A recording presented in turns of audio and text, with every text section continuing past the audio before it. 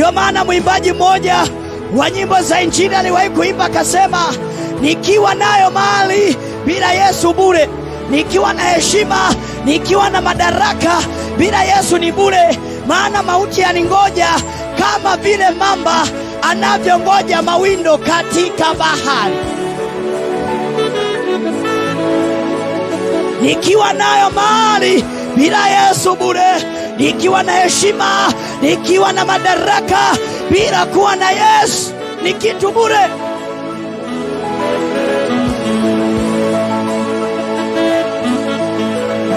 Ndio maana Biblia inasema, msijivune kwa kuwa mna magari, msijivune kwa kuwa mna majumba, msijivune kwa kuwa mna mali nyingi, bali mjivune kwa kumjua Mungu. Yaani kwa kujua pendo la Mungu, kwa kumwelewa Mungu, kwa kumpenda Mungu. Haleluya, haleluya, haleluya.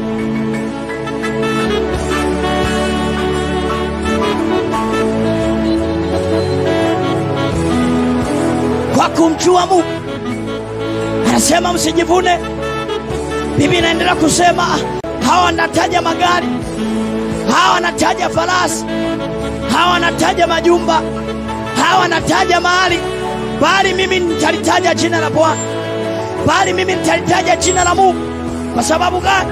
Yeye ndiye utajiri wetu, yeye ndiye amani yetu, kama jina lake lilivyo, Jehova Shalom.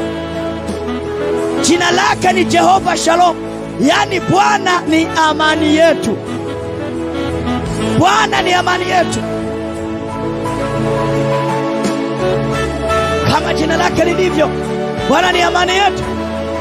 Hasa unategemea kuwa na amani na huku uko mbali na Mungu, unaanzaje kupata amani? Ndio maana kuna watu wana mamilioni ya hela, lakini amani katika mioyo yao haipo. Ndio maana mara fulani kawa na ubini nasema, yani amani ni zaidi ya utajiri. Ndio maana amani, furaha, afya ni vitu ambavyo huwezi kuvinunua kwa fedha. Huwezi ukanunua afya kwa pesa, huwezi ukanunua furaha kwa pesa. Ndio maana angalia vijana wa siku hizi wanapoenda kwa mama watu wazima, yani wanaenda kwa mishangazi, yani wanaenda kuolewa wakifuata pesa. Ona sasa namna ambavyo wanaanza kupata mateso baadaye.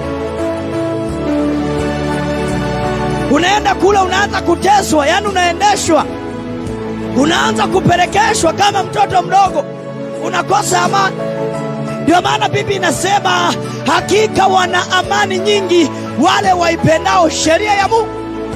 Yani wana amani tele, wana amani nyingi wale waipendao sheria ya Mungu.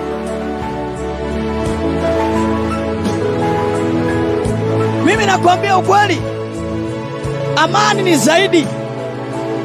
Hiyo ni zawadi Mungu anayetupa watu wake. Yani ukiona furaha, amani, afya, hizi ni zawadi ambazo Mungu anaziachilia kwa wanadamu.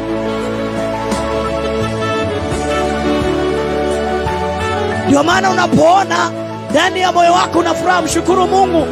Watu unaweza kuona wanatembea hivi, wengine yani wamependeza, wamevaa vizuri, wengine wanaendesha magari, lakini hujui yaliyoko moyoni. Unaweza kumkuta mtu amevaa vizuri, yani usoni anacheka, lakini moyoni ana maumivu makubwa. Unaweza kumwona mtu anatembea hivi, haise ukasema yule mtu haise yuko vizuri na maisha mazuri, lakini hujaingia ndani ya moyo wake uangalie, hujaingia ndani ya moyo wake utazame. Kuna watu wanatembea huku katika mioyo yao wakiwa na maumivu makubwa, wakiwa na mapito magumu, lakini Biblia inasema, hakika nitajifurahisha katika Bwana muumba nipendaye. Nitajifurahisha katika Mungu.